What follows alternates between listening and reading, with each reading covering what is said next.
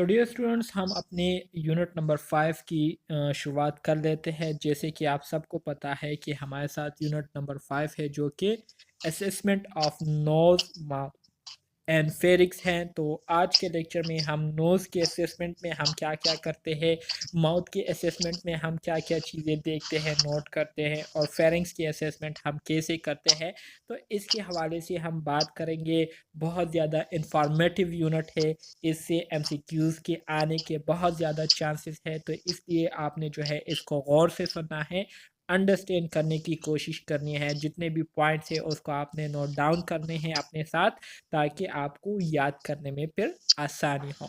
ठीक है, तो सबसे पहले हम बात करते हैं हेल्थ हिस्ट्री की। ठीक है, तो हेल्थ हिस्ट्री में हम क्या करते हैं, जैसे कि मैंने आपको बताया कि नोज़ माउथ एंड फेरिंग्स की असेसमेंट हम करते हैं। तो इसमें हम क्या करते हैं, नोज़ की असेसमेंट के दौरान जब हम हेल्थ हिस्ट्री लेते हैं तो इसमें हम क्या करते हैं, नेज़ल डिस्चार्ज को देखते हैं। ठीक है, जो कि रिनूरिया या कोल्ड या एलर्जी, साइनोसिस, इन्फेक्शन या ट्रॉमा की वजह से नेज़ल डिस्चार्ज जो है हो सकता है, या फ्रीक्वेंटली कोल्ड जो है वो मुसलसल जो है आपको सर्दी लग रही हो, तो इम्यूनो सप्रेशन की वजह से ये हो सकती है।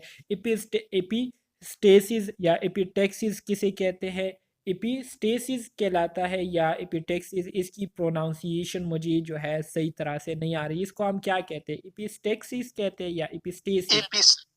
क्या? एपिस्टेक्सिस।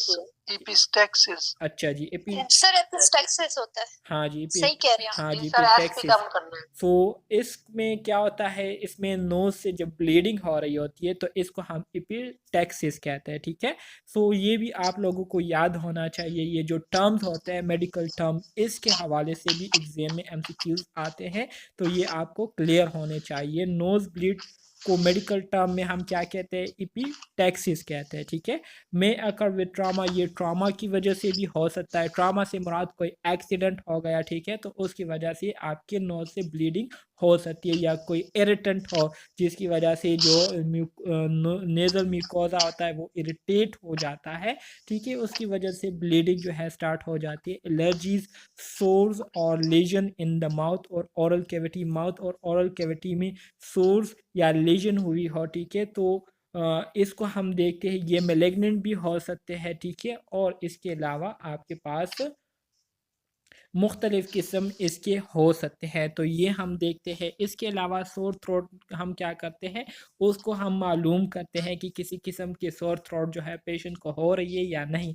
अगर हो रही है तो इसके पीछे वजह बैक्टीरिया भी हो सकती है या वायरसेस भी हो सकते हैं। ठीक है, इसी तरह से tonsils, stills in place, tonsils को जो है हम देखते हैं कि वो अपनी जगह पर मौजूद है या नहीं। ठीक है, जो कि एबनॉर्मेलिटी में वो फिर अक्सर औकात अपनी लोकेशन को क्या कर लेते हैं, चेंज कर लेते हैं।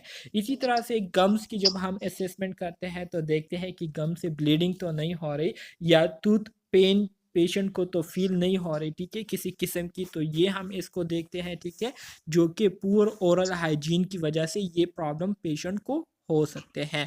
इसी तरह से वॉइस उनकी हम चेक करते हैं कि किसी किस्म की वॉइस में उनकी जो है चेंजेस तो नहीं आई हुई। ठीक है, इसी तरह से डिस्फेगिया किसे कहते हैं, डिफ़िकल्टी इन swallowing, पेशेंट को हम पूछते हैं कि आपको चीज़ों को स्वालो करने में तकलीफ़ तो नहीं हो रही, या पेन तो आपको फील नहीं होता, तो इस कंडीशन को हम क्या कहते हैं, डिस्फेगिया कहते हैं। मतलब जब आप किसी चीज़ को स्वालो करते हैं तो स्वालो करने में आपको जब दुश्वारी फील होती है, तो इसको हम क्या कहते हैं, डिस्फेगिया कहते हैं। ठीक है, तो ये मेडिकल टर्म जो है आप लोगों को आने चाहिए और याद होने चाहिए, जिसका एग्जाम में आने के बहुत ज़्यादा चांसेस होते हैं। तो सबसे पहले हम बात करते हैं नोज़ की एनाटमी के बारे में। ठीक है, एनाटमी किसे कहते हैं, study of the structure of nose. जब हम अपने नोज़ के स्ट्रक्चर के बारे में स्टडी करते हैं तो इसको हम एनाटमी कहते हैं। ठीक है, सो नोज़ का जो स्ट्रक्चर है आप सबको पता है कि सबसे पहले आपके पास क्या आता है, ब्रिज आता है। ब्रिज क्या होता है, ये सुपीरियर पार्ट, आपके नोज़ का जो ऊपर वाला हिस्सा होता है ना, उसको हम क्या कहते हैं, उसको हम ब्रिज कहते हैं। ठीक है, जिस जो नोजल बोन होता है ना, नेजल बोन, उसको हम क्या कहते हैं, ब्रिज कहते हैं मेडिकल टर्म में। इसी तरह से टिप क्या है, टिप आपके नोज का जो बिल्कुल एंटीरियर पार्ट होता है, मतलब सामने वाला जो कार्टिलेज पोर्शन होता है, ठीक है, जिस पर अगर आप अभी भी उंगली रख दे, ठीक है, तो हिल रही होगी, कार्टिलेज आपको फील हो रहा होगा, तो इसको हम क्या कहते हैं, टिप कहते हैं। फिर इसी तरह से हेयर्स जो कि हमारे नोज में छोटे छोटे बाल होते हैं, जिनका बहुत ही इम्पोर्टेंट रोल होता है, ठीक है। ये क्या करती है, ये किसी भी किस्म की मटेरियल को क्या करती है, फ़िल्टर करती है। जब हम सांस ले रहे होते हैं, तो सांस लेने के दौरान जो मुख्तलिफ़ किस्म के डस्ट पार्टिकल वगैरह होते हैं, तो उसको अंदर जाने से क्या करती है, रोकती है, ठीक है। तो इसका ये इम्पोर्टेंट फंक्शन होता है। इसी तरह से सिलिएटेड म्यूकस मेम्ब्रेन, जो सिलिएटेड म्यूकस मेम्ब्रेन होता है हमारे नोज़ में, ठीक है, तो इसके नीचे जो है मुख्तलिफ वेसल्स जो है वो मौजूद होते हैं। इनका काम ये होता है कि ये हमारे जब हम सांस ले रहे होते हैं, तो सांस लेने के दौरान जो एयर अंदर की तरफ जा रही होती है, तो उसको मॉइस्टन और इसके साथ साथ उसको गर्म करने में ये सिलिएटेड म्यूकस मेम्ब्रेन जो है एक इम्पोर्टेंट रोल प्ले करता है, ठीक है। इनका काम क्या होता है, क्योंकि इस पर सिलिया होती है, सिलिया मतलब छोटे छोटे बाल होते हैं, ठीक है। तो इनका काम ये होता है कि ये डस्ट पार्टिकल को रोकती है, अंदर जाने नहीं देती और बैक्टीरिया को अंदर जाने नहीं देती। इसी तरह से जैसे कि मैंने आपको कहा कि मेम्ब्रेन के नीचे छोटे छोटे ब्लड वेसल्स होते हैं, ठीक है। इनका काम ये होता है कि ये जब हम ईयर को अंदर की तरफ लेते हैं, तो उसको गर्म करती हैं और उसको ह्यूमिडिफाइड करती है, ठीक है, ताकि वो हमारे गले को खुश ना करे, ठीक है, और किसी किस्म की इरिटेशन जो है हमें फ़ील ना हो। अक्सर औक़ात सर्दियों में हम देखते हैं ना, सर्दियों में जो है हवा बहुत ठंडी होती है, तो हम थोड़ा-सा वॉक करते हैं, तो वॉक करने की वजह से हमारा जो गला है ये बहुत ज़्यादा पेन करना शुरू कर देता है, बहुत ज़्यादा खुश हो जाता है, ठीक है। तो इसकी वजह यही होती है कि एक तो टेम्परेचर बहुत ज़्यादा हाई होता है, ठीक है, और दूसरा जो है हवा बहुत सर्द होती है, तो इस वजह से उस कम टाइम में उसको गर्म करना जो है ये क्या हो जाता है, ये बहुत ज़्यादा मुश्किल हो जाता है। तो अक्सर औक़ात एक्सरसाइज के दौरान हमें इस तरह से फ़ील होता है। इसी तरह से टर्बिनेट्स क्या है, increase the surface area of the nasal cavity so that more air is filter warm and humidified, ठीक है। टर्बिनेट्स क्या करता है, ये हमारे नेज़ल कैविटी जो है इसका सरफेस एरिया को इंक्रीज़ करता है, जिसकी वजह से ज़्यादा जो हेयर्स है वहाँ पर पाए जाते हैं, जिसकी वजह से ज़्यादा एयर फ़िल्टर होती है, ज़्यादा एयर जो है वो वार्म होती है, मतलब गर्म होती है और ह्यूमिडिफाइड हो जाती है टर्बिनेट पोर्शन में।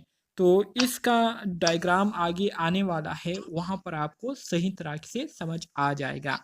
तो ये एक डायग्राम है, इसके अलावा अच्छा जी, तो ये डायग्राम है, मुख्तलिफ पोर्शन आपको दिए गए हैं, ठीक है, नोज़ के। तो नोज़ यहाँ पर कहाँ मौजूद है, सब्र करें। इंफीरियर टर्बिनेट्स, हाँ जी, ये क्या है, टर्बिनेट है, मतलब ये आपके पास जो आपको नज़र आ रहा है, इसको क्या कहते हैं, इसको टर्बिनेट कहते हैं, मतलब एरिया, टर्बिनेट से मुराद एरिया है, ठीक है। तो हार्ड बोनी प्लेट और फ्रंटल साइनस सुपीरियर टर्बिनेट कौन सी माइंड, अच्छा जी, ये नोज़ का स्ट्रक्चर है, ठीक है। तो जो बातें मैंने आपको बताई वो आप लोगों को याद होने चाहिए। कोई कंफ्यूजन है इसमें? No sir. सर टर्बिनेट किसको बोलते हैं? टर्बिनेट मैंने अभी आपको दिखाया ना, ये आपके पास जो सरफेस एरिया है इसको टर्बिनेट कहते हैं, ये वाला जो पोर्शन है इसको टर्बिनेट कहते हैं। मतलब ज़्यादा एरिया होती है तो ज़्यादा हेयर्स वहाँ पर पाए जाते हैं, जिसकी वजह से ज़्यादा एयर जो है, हवा जो है वहाँ यहाँ पर क्या होती है, फिल्टर्ड होती है, ज़्यादा हवा जो है यहाँ पर मॉइस्चराइज होती है, ठीक है, ह्यूमिडिफाइड होती है और वार्म होती है, ठीक है। पोर्शन है ये, नोज़ में एक एरिया है, उसका नाम है टर्बिनेट। अच्छा जी, असेसमेंट ऑफ द नोज़, जब हम नोज़ की असेसमेंट करते हैं तो असेसमेंट के दौरान हम क्या करते हैं, inspection of the external nose, जो एक्सटर्नल नोज़ है जो कि हमें नज़र आ रही है, ठीक है, उसकी हम असेसमेंट करते हैं। तो उसमें सबसे पहले हम क्या करते हैं, लोकेशन देखते हैं कि हमारी जो नोज़ है, जो नाक है, ये अपनी सही जगह पर मौजूद है या नहीं। इसी तरह से उसकी साइमेट्री देखते हैं कि दोनों जो ओपनिंग है वो बिल्कुल दरमियान में डिवाइड हुए हैं और बिल्कुल दरमियान में बराबर दोनों साइड पर मौजूद है या नहीं, ठीक है। इसी तरह से हम नोट करते हैं कि किसी किस्म की ब्लीडिंग तो नहीं हो रही या किसी किस्म के एबनॉर्मल मासेस, स्वेलिंग या लीजन तो नोज में एक्सटर्नली मौजूद तो नहीं है। इसी तरह से अगर आप नॉर्मल नोज़ को देखते हैं तो नॉर्मल नोज़ जो है आपको क्या होगी, साइमेट्रिक मिलेंगी, मतलब इक्वली डिस्ट्रीब्यूटेड मिलेंगी, ठीक है।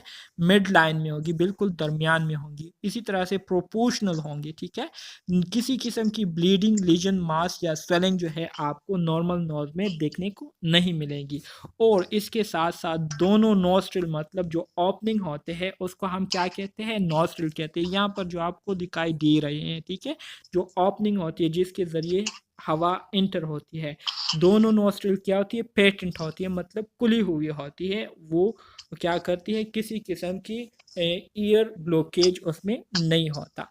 सो test for obstruction of by blocking each nostril, अगर हमने दोनों नोस्ट्रिल को क्या करने हैं, चेक करने हैं, तो चेक करने का तरीका ये होगा कि एक जो नाक की नाली है इस पर हम उंगली रखकर इसको हम बंद करेंगे और दूसरी नोज की नाली जो है उससे हम क्या करेंगे, सांस अंदर की तरफ लेंगे, ठीक है, और फिर बाहर की तरफ छोड़ेंगे। तो अगर लेने के दौरान और छोड़ने के दौरान हमें कोई मसला ना हो, कोई डिफ़िकल्टी फील ना हो रही हो, तो हम इससे क्या मतलब लेंगे कि किसी किस्म की ब्लॉकेज जो है इसमें मौजूद नहीं है, ठीक है, खुले हैं दोनों नियर्स। अच्छा जी, फिर आपने क्या करना है, inspection of the internal nose, फिर अंदरूनी नाक को आपने क्या करना है, देखना है। तो आपने क्या करना है, ओटोस्कोप के ज़रिए आपने क्या करना है, नोजल वेस्टिब्यूल्स आपने देखने हैं। इसी तरह से lifting the tip of the nose, जिसमें आपकी नोज का जो बिल्कुल टिप होता है ना, इसको क्या किया होता है, इसको लेफ्ट किया होता है, तो आपने इसको देखना है। नॉर्मली जो आपके पास इंटरनल नोज होती है तो उसका नोजल म्यूकोजा, म्यूकोजा से मुराद मेम्ब्रेन जो होता है वो पिंक कलर होता है, ठीक है, स्मूथ होता है और मॉइस्ट होता है। जो एबनॉर्मल नोज होती हैं तो वहाँ पर आपको किसी न किसी किस्म की bleeding, swelling, redness, discharge, foreign bodies या डिविएटेड सिम्टम जो है ये आपको दिखने को मिलेंगे, ठीक है। सिम्टम क्या है, सिम्टम क्या होता है, सिम्टम ये आपके पास वो वाल होता है जो कि आपके जो दो नियर्स होते हैं उसको क्या करती है, डिवाइड करती है आपस में। तो इस वाल को हम क्या कहते हैं, इस वाल को हम सेप्टम कहते हैं, ठीक है। तो ये आपको याद होनी चाहिए। इसी तरह से रिनाइटस क्या है, what is rhinitis, rhinitis mucosa जो मेम्ब्रेन होता है वो जब स्वेलो हो जाता है, ठीक है, रेड हो जाता है और बाद औक़ात इससे डिस्चार्ज भी हो रही होती है, मतलब वाटरी फ्लूइड उससे डिस्चार्ज हो रही होती है, ठीक है, या कोई भी फ्लूइड जो है उससे डिस्चार्ज हो रही होती है, तो इसको हम रिनाइटिस कहते हैं। अपर रेस्पिरेटरी इन्फेक्शन की वजह से ये क्या होता है, काज होता है, सही है। Yes sir. अरे सर, ये जो ऑटोस्कोप, ऑटो तो एयर से निकला है, तो फिर नेजल में भी यूज करते हैं? देखिए, ऑटोस्कोप में हम स्पेशली जो एयर कैनल्स होते हैं वो हम देखते हैं, ठीक है। तो जो ऑटोस्कोप होता है तो उसके ज़रिए आप नोज़ को भी देख सकते हैं, क्योंकि नोज़ का जो इंटरनल पोर्शन होता है, ठीक है, तो उसको आप आसानी से नोट कर सकते हैं। तो इसको आप ऑटोस्कोप के ज़रिए देख सकते हैं, सही है। लेकिन ख़ास तौर पर ये किस चीज़ के लिए होता है, ईयर्स के चेकअप के लिए, एयर के इंस्पेक्शन के लिए हम यूज़ करते हैं। देख सकते हैं आप, ऑटोस्कोप हाथ में इन्होंने लिया हुआ है और जो इंटरनल नोज है उसको क्या कर रहे हैं, इंस्पेक्ट कर रहे हैं। So observe for deviated septum, ठीक है, which is only significant if air flow is obstructed. Deviated septum का हमें कैसे पता चलेगा, जब पेशेंट को सांस लेने में दुश्वारी जो है वो फील हो रही हो, ठीक है, डिफ़िकल्टी फील हो रही हो, तो इससे जो है पता चल जाता है कि पेशेंट के जो सेप्टम है वो क्या है, वो डिविएटेड हुए हैं या उसमें किसी किस्म की एबनॉर्मेलिटी आई हुई है। ऑब्जर्व फॉर टर्बिनेट्स फॉर पोलिप्स, इसी तरह से टर्बिनेट्स को आपने देखने हैं। पोलिप्स के लिए, पोलिप्स से मुराद जो बिनाइन ग्रोथ होता है, ठीक है, एबनॉर्मली जो ग्रोथ हो जाती है, ठीक है, तो उसको पोलिप कहते हैं।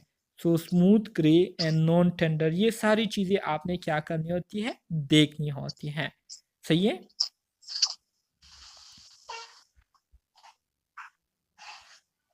मज़ीद आगे बढ़ते हैं, assessment of the cyanosis. Cyanosis की असेसमेंट हम कैसे करते हैं? साइनोसिस तो आप सब स्टूडेंट्स को पता होगा कि किसे कहते हैं। सो इसमें आपने इंस्पेक्शन करनी होती है, ठीक है, मतलब साइनोसिस को देखना होता है और इसके साथ साथ पल्पेशन और परकशन जो है करनी होती है। साइनोसिस की असेसमेंट के दौरान आपको 3 टेक्निक यूज़ करने होते हैं। सबसे पहला जो टेक्निक है वो इंस्पेक्शन है, फिर पल्पेशन और परकशन। सो नॉर्मली जो साइनोसिस आपको देखने को मिलती है तो उसमें किसी किस्म की स्वेलिंग जो है आपको देखने को नहीं मिलती। इसी तरह से जब आप उसको परकस करते हैं तो परकशन करने से आपको रेजोनेंस साउंड जो है वो सुनने को मिलता है, ठीक है। नॉर्मल परकशन साइनोसिस साउंड जो है वो क्या है? रेजोनेंस है। इसी तरह से जब आप उसको पल्पेट या परकस करते हैं तो इस दौरान किसी किस्म के डिस्कम्फर्ट जो है वो पेशेंट को फील नहीं होती। तो ये एक नॉर्मल साइनोसिस की क्या है? निशानदेही है, ठीक है, जिससे आपको पता चल जाता है कि पेशेंट की जो साइनोसिस है वो बिल्कुल क्या है? नॉर्मल है। देख सकते हैं साइनोसिस की जो असेसमेंट है हम कैसे करते हैं। तो पल्पेशन हम कैसे करते हैं? पल्पेशन में हम क्या करते हैं, अपने जो दोनों हाथ के थंब्स फिंगर्स होते हैं, ठीक है, इसको हम क्या करते हैं, इसके ज़रिए हम पल्पेट करते हैं फ्रंटल और मैक्सिलरी साइनोसिस को, जैसे कि आप यहाँ पर देख सकते हैं, ठीक है। इसी तरह से tenderness in person with sinusitis and allergy. अगर किसी पेशेंट को साइनोसाइटिस हुई है, मतलब साइनोसिस में इन्फ्लेमेशन हुई हो या किसी किस्म की एलर्जी हो, तो वहाँ पर जब आप पल्पेट करते हैं तो पल्पेट करने से आपको टेंडरनेस जो है फील होगी, मतलब थोड़ी सी एरिया हार्ड होगी और इसके साथ साथ पेशेंट को पेन भी फील होती होगी। इसके साथ साथ ट्रांस इल्यूमिनेशन ये हमारे साथ एक दूसरा टेक्निक है जिसमें हम लाइट पेन के ज़रिए क्या करते हैं, साइनोसिस को चेक करते हैं, जैसे कि आप नीचे डायग्राम में देख सकते हैं। इसमें हम क्या करते हैं, using a pen light in a darken room, place light under the superior orbital ridge. जो सुपीरियर ऑर्बिटल रिज होता है ये वाला पोर्शन, यहाँ पर हम क्या कर देते हैं, लाइट पेन को रख देते हैं, ठीक है, जो कि इंफीरियर फ्रंटल साइनोसिस के बिल्कुल नीचे होता है, ठीक है। सो जब अगर आपके पास साइनोसिस बिल्कुल क्लियर हो, ठीक है, तो क्लियर साइनोसिस जो है जब आप उस पर लाइट डालते हैं तो वो क्या होंगी, वो लाइट जो है रिफ्लेक्ट नहीं होगी बल्कि क्लियरली आपको नज़र आ रही होंगी, ठीक है, नीचे से जो है वो ऊपर की तरफ लाइट आ रही होगी।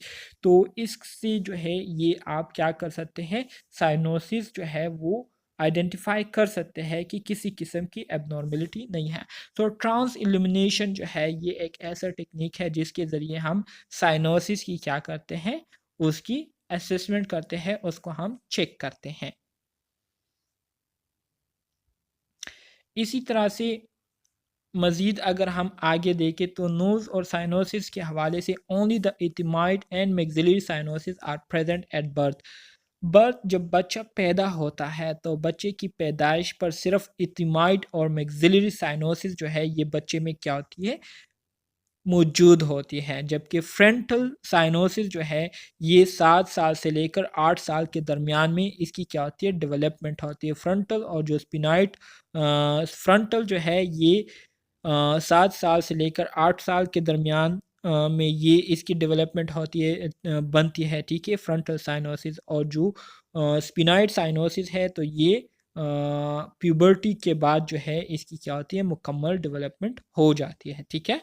तो आप लोगों को ये भी एमसीक्यूज़ पॉइंट ऑफ व्यू से इम्पोर्टेंट पॉइंट है कि इथिमाइड एंड मैक्सिलरी साइनोसिस ये पैदाइश के वक्त जो है मौजूद होते हैं, जबकि फ्रंटल और जो स्पिनाइड साइनोसिस है तो ये बाद में फिर क्या हो जाते हैं, बन जाते हैं। सही है, एग्जाम में इससे भी एमसीक्यूज़ आए हुए हैं अगर पास पेपर्स को आप लोग देखें। आगे बढ़ते हैं, assessment of the mouth. So जब हम माउथ, जी जी, थैंक यू। अब हम माउथ की असेसमेंट की तरफ आते हैं। सो माउथ की असेसमेंट में हम क्या करते हैं, हार्ट प्लेट। हार्ट प्लेट क्या है, हार्ट प्लेट आपके पास ये वाला पोर्शन होता है, देखिए जिसको मैं सर्कल कर रहा हूँ यहाँ पर, ये वाला जो पोर्शन है इसको हम क्या कहते हैं, ये वाला जो पोर्शन है इसको हम हार्ट प्लेट कहते हैं। सो ये किस चीज़ से बना होता है, ये बोन से बना होता है और इसका कलर ये आपको वाइटिश कलर में मिलेंगे, ठीक है। जो सॉफ्ट प्लेट होता है, सॉफ्ट प्लेट तो ये मसल से बनी हुई होती है और सॉफ्ट प्लेट यहाँ पर नीचे जो आपको नज़र आ रही है, जिसको मैंने सर्कल किया, तो ये आपके पास सॉफ्ट प्लेट होता है, ये मसल से बना होता है और ये ज़्यादातर पिंक कलर में आपको दिखने को मिलेंगी, ठीक है। इसके बाद अगर आप देखें तो आपके पास ये जो हैंगिंग नज़र आ रही है, ठीक है, ये वाला, इसको हम क्या कहते हैं, इसको हम यूला कहते हैं, ठीक है। Hang from middle of the soft plate, soft plate के बिल्कुल मिड पॉइंट से ये क्या हुआ होता है, लटका हुआ आपको नज़र आएगा, ठीक है। टंग क्या है, tongue assist with mastication and swallowing, ठीक है। टंग का काम ये होता है कि ये हमें चीज़ों को चबाने में और चीज़ों को स्वेल करने में, इनगल्फ करने में क्या कहते हैं इसको जो है स्वेलिंग को, स्वालोविंग को क्या कहते हैं पर उर्दू में, मतलब इसको निगलना निगल निगलने हाँ, में निगलना निगलना निगलना सर। हाँ जी, बिल्कुल, निगलने में जो है ये हमें क्या करती है, मदद देती है, ठीक है। इसी तरह से papillae on dorsal surface of the tongue hold neurons, इसी तरह से हमारा जो टंग है, ठीक है, इसके मुख्तलिफ पोर्शन होते हैं। मिसाल के तौर पर यहाँ पर मैं आपको थोड़ा सा दिखाने की कोशिश करता हूँ। तो ये तो आप सबको पता होगा कि हमारे टंग के मुख्तलिफ पोर्शन होते हैं, ठीक है। जैसे कि टिप ऑफ द टंग हो गया, ठीक है, and side of the tongue हो गई, इसी तरह से बेक ऑफ द टंग हो गया। तो यहाँ पर मुख्तलिफ़ किस्म के रिसेप्टर्स होते हैं जो कि मुख्तलिफ़ किस्म के जो टेस्ट है उसको फ़ील करने में हमें क्या करती है, मदद देती है, ठीक है। अक्सर लोग ऐसे होते हैं जो कि मुख्तलिफ़ किस्म के जायकों को जो है वो नहीं चख पाते, उसको फ़ील नहीं कर पाते और उसका वजह यही होता है कि उनके टंग में ये रिसेप्टर्स नहीं होते, ठीक है। टेस्ट बर्ड्स इसको कहते हैं, टेस्ट को चखने के जो रिसेप्टर्स होते हैं, सेल्स होते हैं, ठीक है, वो नहीं होते, जिसकी वजह से वो किसी भी किस्म की, चाहे कड़वी सी कड़वी चीज़ हो या मीठी सी मीठी चीज़ हो, ठीक है, या पीकी सी पीकी चीज़ हो, कोई भी इनको जो है फ़ील नहीं होती। तो ये टेस्ट बर्ड्स की ना होने की वजह से इनको ये मसला होता है, ठीक है। आ जाते हैं माउथ की तरफ। तो माउथ में सबसे पहले जो हम बात करेंगे सेलेवरी ग्लैंड्स की। सेलेवरी ग्लैंड जैसे कि इसके नाम से ही आपको मालूम हो रहा होगा कि ये वो ग्लैंड्स होते हैं जो कि सलाइवा को प्रोड्यूस करने में इम्पोर्टेंट रोल प्ले करते हैं। तो इसमें पहले नंबर पर आपके पास आते हैं पैरोटिड ग्लैंड। पैरोटिड ग्लैंड ये कहाँ पर पाए जाते हैं, पैरोटिड ग्लैंड अगर आप देखें तो यहाँ पर ये आपको जो नज़र आ रहे हैं, जिसको मैंने रेड लाइन से सर्कल किया, तो ये क्या है, ये पैरोटिड ग्लैंड है, ठीक है। Located superior of mandibular angle, जो मैंडिब्यूलर एंगल है इसके बिल्कुल ऊपर, सुपीरियर से मुराद ऊपर, इसके ऊपर जो है मौजूद होते हैं, ठीक है। कौन से ग्लैंड, पैरोटिड ग्लैंड। ये एमसीक्यूज पॉइंट ऑफ व्यू से इंपॉर्टेंट है, ठीक है। एग्जाम में आपसे पूछ सकते हैं कि पैरोटिड ग्लैंड कहाँ पर वाक़या होते हैं, तो आपको पता होना चाहिए कि मैंडिब्यूलर एंगल के बिल्कुल ऊपर ये पाए जाते हैं। फिर आपके पास आता है सबमैंडिब्यूलर ग्लैंड। सबमैंडिब्यूलर ग्लैंड यहाँ पर कहाँ पर मौजूद है, सबमैंडिब्यूलर ग्लैंड अगर मैं आपको बताऊँ तो ये आपके पास क्या है, सबमैंडिब्यूलर ग्लैंड है, ठीक है। एक ये वाला हो गया और एक यहाँ पर जो है, तो ये क्या है, सबमैंडिब्यूलर ग्लैंड है। ये कहाँ पर मौजूद होते हैं, लाई बीनीथ द मैंडिबल, मैंडिबल के बिल्कुल नीचे जो है ये पाए जाते हैं, ठीक है। बीनीथ मतलब नीचे, तो मैंडिबल के बिल्कुल नीचे पाए जाते हैं। फिर इसके बाद आता है सबलिंगुअल ग्लैंड। तो सबलिंगुअल ग्लैंड कहाँ पर पाए जाते हैं, सबलिंगुअल ग्लैंड को अगर आप देखें तो सबलिंगुअल ग्लैंड्स आपके पास यहाँ पर पाए जाते हैं। सब्र करें, मैं इसको सर्कल करता हूँ। यहाँ पर ये देखिए, सबलिंगुअल ग्लैंड जुबान के नीचे जो है ये मौजूद होते हैं, इसको सबलिंगुअल ग्लैंड कहते हैं। Lie posterior to the tongue at the floor of the mouth, tongue के बिल्कुल नीचे जो है ये सबलिंगुअल ग्लैंड जो है पाए जाते हैं। इनका काम क्या होता है, इनका फंक्शन ये होता है इन ग्लैंड्स का कि ये क्या करती है, ये सलाइवा को, जो थूक है उस इसको जो है प्रोड्यूस करने में इम्पॉर्टेंट रोल प्ले करती है। थूक का काम ये होता है कि ये हमारी जो माउथ है इसको खुश्क नहीं रहने देती और इसके साथ साथ इसमें ख़ास किस्म के एंजाइम्स होते हैं जो कि मुख्तलिफ़ किस्म के जो फूड्स हम लेते हैं तो उस की ब्रेक डाउन करने में, उसको जो है नरम करने में क्या करती है, एक इम्पोर्टेंट रोल प्ले करती है, ठीक है। तो ये आपको याद होने चाहिए, आपको पता होना चाहिए, ठीक है। पोस्ट आर एन करने का मकसद यही है कि आप लोगों की जो नॉलेज है इसमें इजाफा हो जाए, और आप लोग जो है ऑलरेडी स्किल्स तो आप लोगों को आते हैं, ताकि आप लोगों की जो नॉलेज है वो इम्प्रूव हो जाए। तो इस मकसद के लिए आप लोग पोस्ट आर एन कर रहे हैं।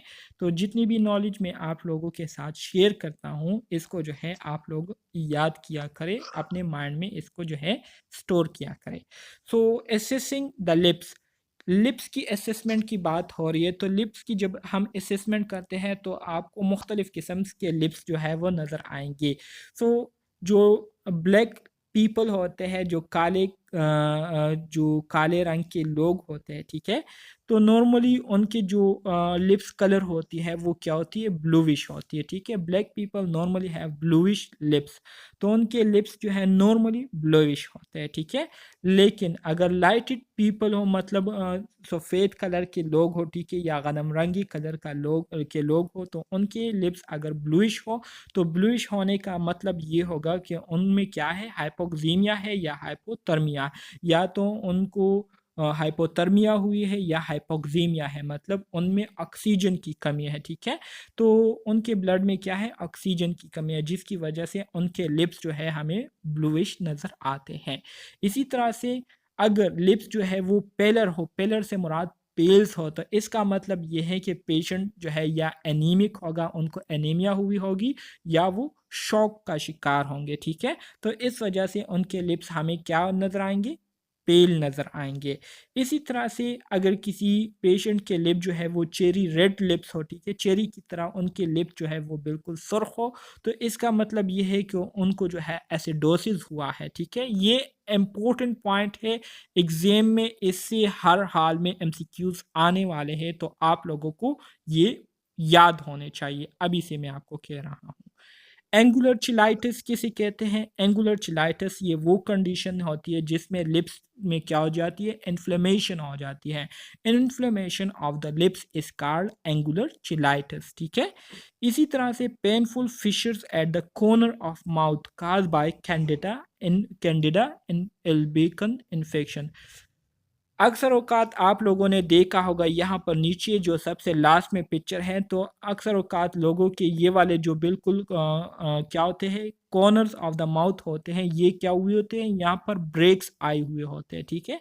तो ये ब्रेक्स किस बैक्टीरिया की वजह से आते हैं, ये ब्रेक कैंडिडा एल्बिकन, ये हमारे साथ एक बैक्टीरिया है जो कि इन्फेक्शन को काज करती है, और उस इन्फेक्शन की वजह से ये कॉर्नर ऑफ द माउथ क्या हो जाते हैं, इसमें क्रैक्स जो है बन जाते हैं। इसी तरह से हर्प सिम्प्लेक्स वायरस जो है ये क्या करती है, वेजिकल और पस्ट्यूल जो है ये क्या करती है, काज करती है, जो कि बहुत ज़्यादा कंटीजियस होती है, मतलब एक से दूसरे को लगती है। इसी तरह से कार्सिनोमा जो है काज होती है मोस क्रस्टेड और अल्सरेटेड, ठीक है। तो ये आपके पास क्या है, लिप्स के हवाले से कुछ एबनॉर्मल कंडीशन यहाँ पर आपको मेंशन किए गए थे, जो कि बहुत ज़्यादा इम्पोर्टेंट है, एग्जामिनेशन पॉइंट ऑफ व्यू से, जो कि आप लोगों को ये याद होने चाहिए। कोई कंफ्यूजन है इसमें? No sir. Okay, very good जी।